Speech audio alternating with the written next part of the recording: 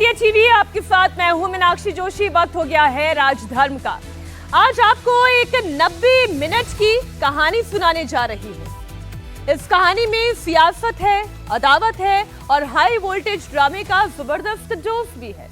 इसके director, script writer सब कुछ अरविंद केजरीवाल है। इस कहानी का आगाज कल उनके कासिम खास और स्वाति मालीवाल से मारपीट के आरोपी विभव कुमार की गिरफ्तारी के बाद शुरू हुआ। अरविंद केजरीवाल ने कल शाम 5 बजे बीजेपी हेडक्वार्टर के घेराव का ऐलान किया। इस काम के लिए आज की तारीख फिक्स हुई। वक्त तय हुआ दोपहर 12 बजे का और अरविंद केजरीवाल समय के मुताबिक ठीक 12 बजे आम आदमी पार्टी के दफ्तर पहुंचे भी। उनके अलावा संजय सिंह, आतिशी, राघव चड्ढा, आम आदमी पार्टी के कई बड़े नेता आम आदमी पार्टी के दफ्तर में जुट गए। ऐसा लग रहा था कि अरविंद केजरीवाल आज पूरी दिल्ली को अपने सिर पर उठा लेंगे। अरविंद केजरीवाल ने ओपन कॉल दी थी। बीजेपी के साथ आर पार की लड़ाई के लिए अपने तमाम कार्यकर्ताओं को बुलाया था। लेकिन हुआ क्या? एक ही घंटे के अंदर अंदर दिल्ली का ये केजरीवाल वाला शो फ्लॉप हो गया। क्या आप जानते हैं दिल्ली में ऑपरेशन झाड़ू चल रहा है? क्या है ये ऑपरेशन झाड़ू और कौन चला रहा है ये ऑपरेशन झाड़ू? क्या ये वाकई में हो रहा है या फिर ये सिर्फ एक मनगढ़ंत कहानी है? अरविंद केजरीवाल ने आम आदमी पार्टी के मंच से करीब 15 मिनट तक स्पीच दी। उन्होंने आरोप लगाया कि मोदी सरकार उनकी पार्टी को खत्म करना चाहती है, उनके एक एक नेता को गिरफ्तार करके जेल भेजना चाहती है।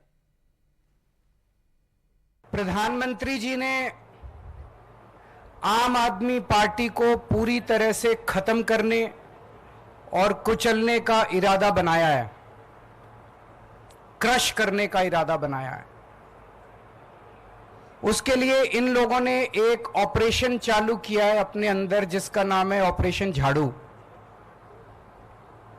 ये मुझे कैसे पता चला?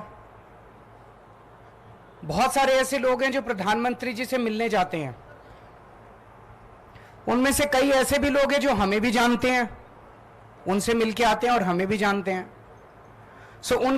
उनसे मिलके आने के बाद वो हमें बताते हैं, उन्होंने बताया और लगभग सब लोगों का एक ही वर्जन था कि प्रधानमंत्री जी ने छूटते ही आम आदमी पार्टी की बात शुरू की और उन्होंने कहा कि ये आम आदमी पार्टी वाले बहुत तेजी से बढ़ रहे हैं। इसके पहले कि आम आदमी पार्टी बीजेपी के लिए चुनौती बने, बड़ी बने, उसको यहीं पे कुचल देना जरूरी है। उसके लिए उन्होंने ऑपरेशन झाड़ू चालू किया है। इस ऑपरेशन झाड़ू के तहत आम आदमी पार्टी के बड़े नेताओं को गिरफ्तार किया जाएगा, गिरफ्तार किया जा रहा है।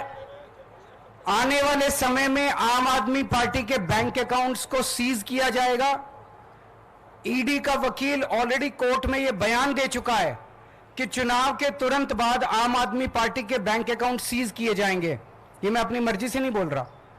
उन्होंने कहा अभी सीज करने थे, लेकिन अभी हम इनके सीज करेंगे तो इनको सिंपैथी मिलेगी। तो चुनाव के बाद वो आम आदमी पार्टी के बैंक अकाउंट सीज करेंगे और आम आदमी पार्टी को दफ्तर खाली करा के आम आदमी पार्टी को सड़क पे लाया जाएगा। अरविंद केजरीवाल मंच पर थे तो उनके बगल में बैठे हुए थे संजय सिंह। उनके दाईं तरफ बैठे हुए थे राघव चड्ढा, जो कल ही विदेश से अपनी आंख का इलाज करके लौटे हैं। केजरीवाल के बाएं हाथ पर आतिशी और गोपाल राय भी मंच पर बैठे हुए थे। केजरीवाल ने मंच से लगातार विक्टिम कार्ड खेला, बार बार मोदी सरकार पर आरोप लगाए, पीए विभव की गिरफ्तारी का जिक्र किया, लेकिन अपनी ही महिला सांसद स्वाति मालीवाल के साथ हुई मारपीट पर चुप्पी साध ली। हालांकि उम्मीद थी कि अरविंद केजरीवाल सीएम हाउस में स्वाति मालीवाल के साथ हुई मारपीट पर आज कुछ ना कुछ तो जरूर बोलेंगे, इस मामले पर अपनी चुप्पी तोड़ेंगे, लेकिन आज भी नहीं बोले। वो बोले तो सिर्फ और सिर्फ मोदी सरकार के खिलाफ। अब पिछले 2 साल से इन्होंने हमारे नेताओं को गिरफ्तार करना चालू किया। इन्होंने मेरे को गिरफ्तार कर लिया, इन्होंने संजय सिंह को गिरफ्तार कर लिया, इन्होंने मनीष सिसोदिया को गिरफ्तार कर लिया, इन्होंने सतेंद्र जैन को गिरफ्तार कर लिया, इन्होंने अब ये कल मेरे पीए को गिरफ्तार कर लिया। बताओ, मेरे पीए तक को गिरफ्तार कर लिया। अब राघव चड्ढा बाहर से आए हैं, परसों कह रहे हैं उसको भी गिरफ्तार करेंगे, कह रहे हैं आतिशी जी को गिरफ्तार करेंगे, सौरभ जी को गिरफ्तार करेंगे, कह रहे हैं कैलाश गहलोत को गिरफ्तार करेंगे। तो मैं आज हम सब लोग इकट्ठे हुए हैं, प्रधानमंत्री जी को कहना चाहता हूं, आप एक एक करके दुखी हो रहे हो, हम सारे ही आ जाते हैं आज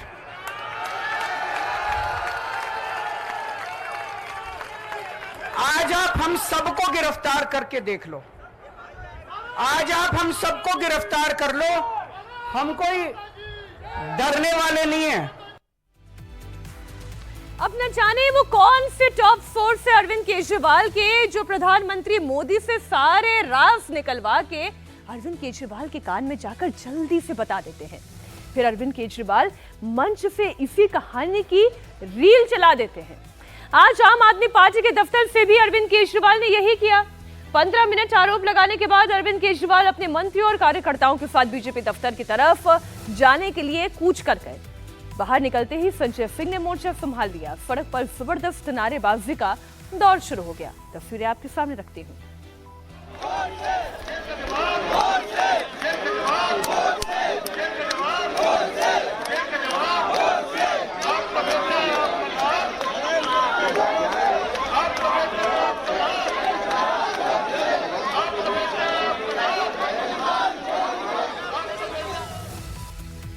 करीब 12:30 बजे का वक्त रहा होगा जब अरविंद केजरीवाल और तमाम उनके साथी नेता और गिने चुने कार्यकर्ता मार्च करते हुए आगे बढ़े तो उन्हें दिल्ली पुलिस ने रोक लिया।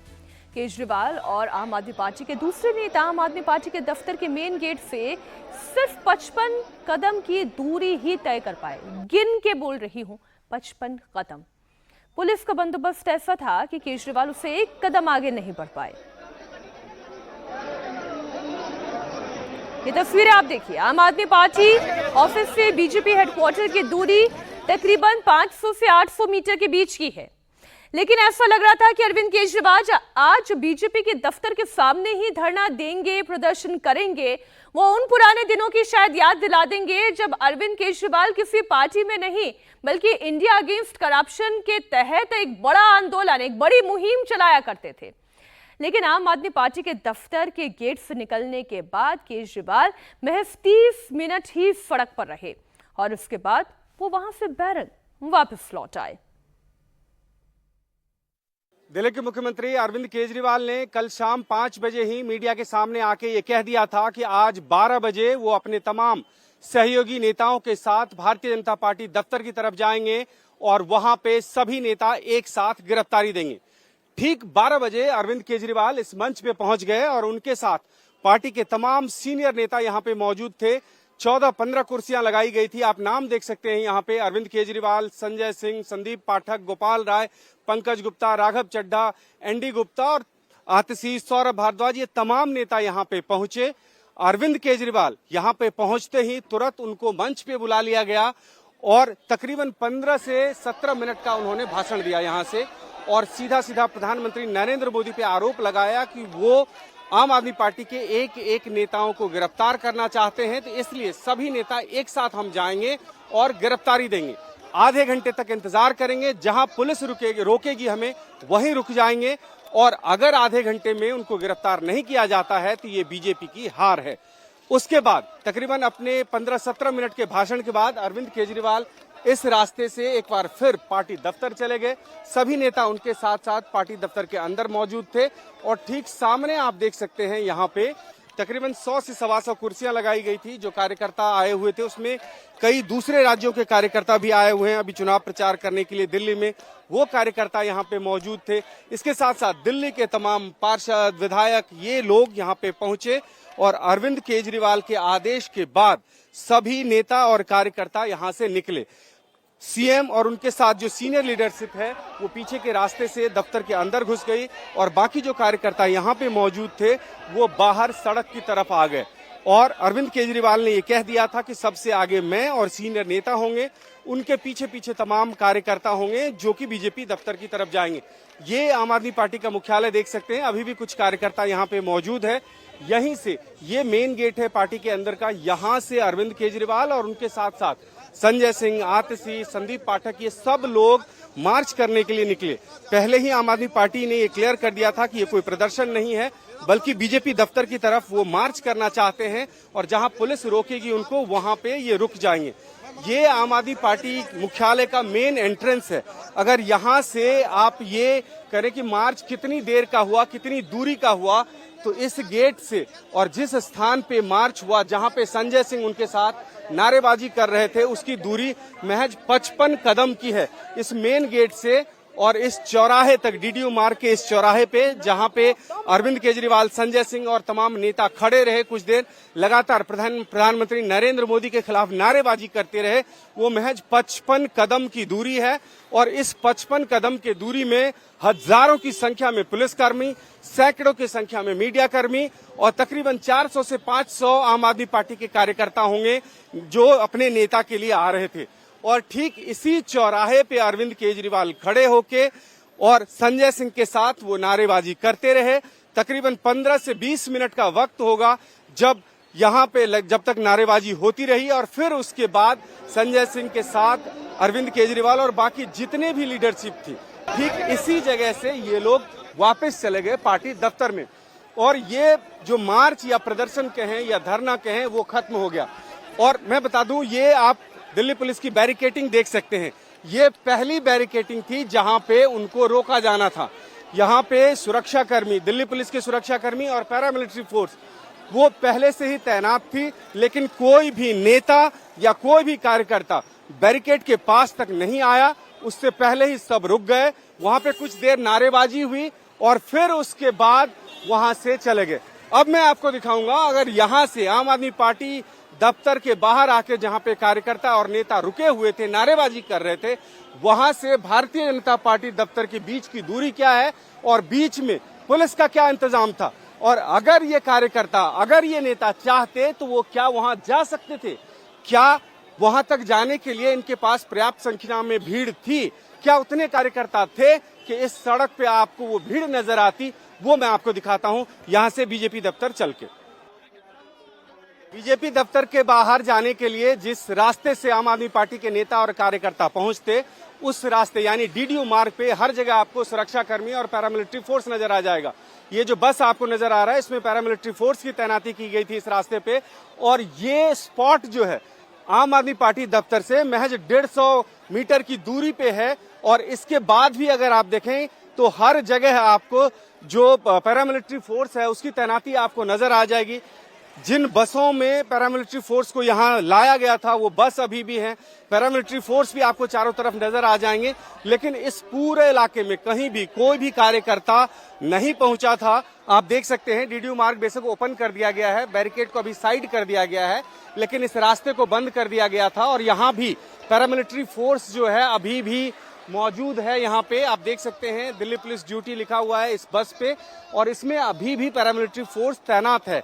हर जगह ये कोशिश की गई थी कि किसी भी रास्ते से जो आम आदमी पार्टी के कार्यकर्ता हैं या नेता हैं, किसी भी तरह से भारतीय जनता पार्टी दफ्तर तक नहीं पहुंच सके, इसकी कोशिश की गई थी।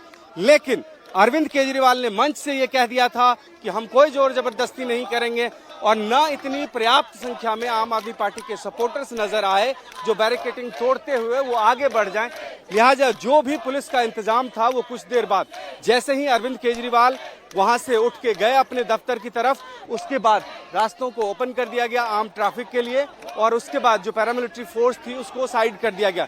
ये स्पॉट आम आदमी पार्टी दफ्तर से तकरीबन 500 मीटर की दूरी पे है और वहां पे भी कोई कार्यकर्ता नहीं पहुंच पाए, कोई नेता नहीं पहुंच पाए। पैरामिलिट्री फोर्स और दिल्ली पुलिस की जो तैनाती थी वो यहाँ पे भी थी और अब भी यहाँ पे मौजूद है। केजरीवाल अपनी पार्टी के सांसदों और विधायकों के साथ बीजेपी दफ्तर की तरफ कूच करने की कोशिश कर रहे थे, लेकिन पुलिस ने उन्हें रोक लिया। इसके बाद अरविंद केजरीवाल अपनी कार में बैठे और घर के लिए निकल गए। उसी समय सबूतों की तलाश में दिल्ली पुलिस की टीम केजरीवाल के घर पहुंची। केजरीवाल के घर से पुलिस की टीम एविडेंस बॉक्स लेकर निकली। पुलिस ने सीएम हाउस से सबूत के तौर पर एक डीवीआर, लैपटॉप और कुछ कागजात जब्त किए हैं। मतलब साफ है कि पुलिस मालेवाल पिटाई कांड में एक एक सबूत की कड़ी से कड़ी मिलाकर केस को जल्द से जल्द क्लियर करने की कोशिश में लगी हुई है। भास्कर हमारे साथ, हमारे सहयोगी लगातार इस खबर पर जुड़े हुए हैं, उनकी रिपोर्ट भी आपने देखी। भास्कर, हम जो पुलिस जांच कर रही है उस पर आएंगे, लेकिन उससे पहले आज जब अरविंद केजरीवाल ने इस प्रदर्शन की कॉल दी थी तो ऐसा लगा था कि वो इंडिया अगेंस्ट करप्शन वाले दिन शायद याद आ जाएंगे, लेकिन वो जोश, वो खरोश या वो चेहरे गिने चुने चेहरे ही नजर आए। वही चेहरे जो मंच पर, वही चेहरे जो तिहाड़ में, वही चेहरे जो प्रचार में, सब कुछ एक एक सा दिखाई दे रहा था। और देखिए, चेहरे वही नजर आए, उसके पीछे तो ये है कि आम आदमी पार्टी की लीडरशिप इतनी ही बड़ी है और वही लोग सामने आएंगे। लेकिन इतना जरूर है, एक अंदाजा लगा रहे थे लोग कि अगर अरविंद केजरीवाल के द्वारा अगर ये जानकारी दी गई है कि वो लोग भारतीय जनता पार्टी के दफ्तर की तरफ मार्च करेंगे तो बहुत बड़ी संख्या में भीड़ आ सकती है वहां पे। पुलिस को भी ये अंदाजा था कि हजारों की संख्या में लोग पहुंच जाएंगे वहां पे, वो नहीं हुआ। उतने लोग वहां पे नहीं पहुंचे थे। जहां तक बैरिकेडिंग पे जाने और पुलिस के इंतजाम को हटा के आगे बढ़ने की बात है, तो उसमें दिल्ली के मुख्यमंत्री अरविंद केजरीवाल ने खुद ये कह दिया था कि जहां हमें रोका जाएगा हम रुक जाएंगे। लेकिन हमने ये देखा कि बैरिकेड तक पहुंचने की कोशिश नहीं हुई। पुलिसकर्मियों के द्वारा अनाउंस किया जा रहा था कि धारा 144 लागू है, आप लोग आगे नहीं बढ़ सकते हैं। और चौराहे पे, आम आदमी पार्टी के पास जो चौराहा है वहां पे पहुंचे अरविंद केजरीवाल, उनके साथ तमाम नेता थे और वहां पे नारेबाजी हुई और आधे घंटे के अंदर में अरविंद केजरीवाल वहां से चले गए। तो ये एक तरह से मैसेजिंग था आम आदमी पार्टी का कि वो इस मुद्दे पे डरने वाली नहीं है और एक तरह से विभव कुमार के साथ में पूरी पार्टी है और इसको सीधे सीधे भारतीय जनता पार्टी से जोड़ना था, प्रधानमंत्री नरेंद्र मोदी से जोड़ना था। ये कहना था कि प्रधानमंत्री नरेंद्र मोदी के इशारे पे ये सब कुछ हो रहा, इसलिए ये कोशिश की गई थी कि एक बार ऐसा माहौल बनाया जाए। और एक फायदा और आम आदमी पार्टी को नजर आ रही थी कि एक ऐसा मंच जहां पे सारे नेता एक साथ आएंगे और अरविंद केजरीवाल अगर सड़क पे उतरते हैं तो मीडिया में भी इसकी कवरेज होगी और जो मीडिया में स्पेस चाहिए होता है एक पॉलिटिकल पार्टी को, वो आसानी से मिल जाएगी। जी, बहुत शुक्रिया भास्कर पूरी जानकारी के लिए आपका।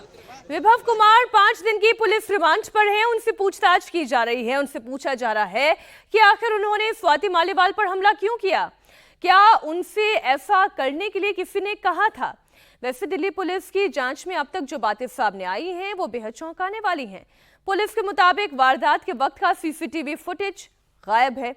पुलिस ने सीसीटीवी फुटेज से छेड़छाड़ की आशंका जताई है, कहा है कि सबूतों को नष्ट करने की कोशिश की गई है।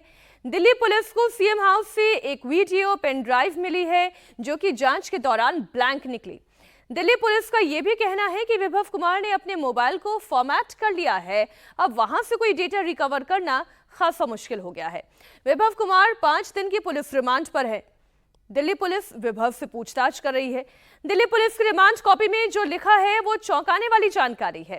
पुलिस ने पूरी घटना का जिक्र विस्तार से किया, बताया है कि कैसे विभव ने स्वाति मालीवाल के साथ मारपीट की और इसके बाद कैसे सबूतों के साथ छेड़छाड़ की कोशिश की गई। रिमांड कॉपी में और क्या क्या बातें लिखी हुई है, पुलिस ने अदालत में विभव के रिमांड के लिए और क्या दलीलें दी, ये सब हम आपको पॉइंट टू पॉइंट बताएंगे, एक एक पेज आपके सामने रखेंगे। दिल्ली पुलिस की रिमांड कॉपी में 13 मई की घटना का पूरा जिक्र है। लिखा है कि राज्यसभा सांसद स्वाति मालीवाल सीएम हाउस की ड्राइंग रूम में बैठकर अरविंद केजरीवाल का इंतजार कर रही थी। इतने में ही विभव आ गए और आते ही उन पर चिल्लाना शुरू कर दिया। इसके बाद विभव ने उनके साथ मारपीट की, उनके संवेदनशील अंगों पर प्रहार किया, उनका सिर ड्राइंग रूम की सेंटर टेबल पर पटका, उन्हें गालियां दी और देख लेने की धमकी भी दी। स्वाति मालीवाल की शिकायत के बाद दिल्ली पुलिस की क्राइम और फॉरेंसिक टीम जांच के लिए जब सीएम हाउस पहुंची तो वहां मांगने पर भी उन्हें सीएम हाउस में लगे हुए सीसीटीवी का डीवीआर नहीं दिया गया। जिस जगह कैमरा और डीवीआर लगा हुआ था वहां जांच टीम को नहीं जाने दिया गया। सीएम हाउस की तरफ से पेन ड्राइव में ड्राइंग रूम तक का एक वीडियो जरूर दिया गया, लेकिन वो वीडियो फुटेज सबसे अहम जगह जहां पर होना चाहिए था उस स्पॉट पर वो ब्लैंक था। इसके बाद कल यानी कि 18 मई को जब पुलिस सीएम हाउस पहुंची तो आरोपी विभव कुमार वहीं पर मौजूद था। विभव जांच में सहयोग नहीं कर रहा था, पुलिस के सवालों का सही से जवाब भी नहीं दे रहा था। सीन ऑफ क्राइम पर मौजूदगी से इस बात की आशंका है कि वो वहां सबूत मिटाने की कोशिश कर रहा था। रिमांड कॉपी में यह भी लिखा है कि विभव कुमार बेहद प्रभावशाली है, वो चश्मदीदों पर दबाव डाल सकता है। दिल्ली पुलिस ने विभव की रिमांड मांगते वक्त कोर्ट को बताया है कि उसके ऊपर मौजूदा महिला सांसद के साथ मारपीट करने का गंभीर आरोप है। आरोपी के खिलाफ 2007 में नोएडा में भी एक केस दर्ज है। उसने सबूतों को मिटाने की कोशिश की है। विभव ने मुंबई में अपने मोबाइल को फॉर्मेट भी कराया है। पुलिस को अपने मोबाइल का पासवर्ड भी अभी तक नहीं बताया है। आरोपी ने घटना से जुड़े हुए सभी सबूतों को गायब किया। पुलिस ने यह भी कहा है कि मुख्यमंत्री के पीए के पद से हटाए जाने के बाद भी विभव उनके साथ किसी न किसी वजह से जुड़ा रहा और इसकी भी जांच करना जरूरी है।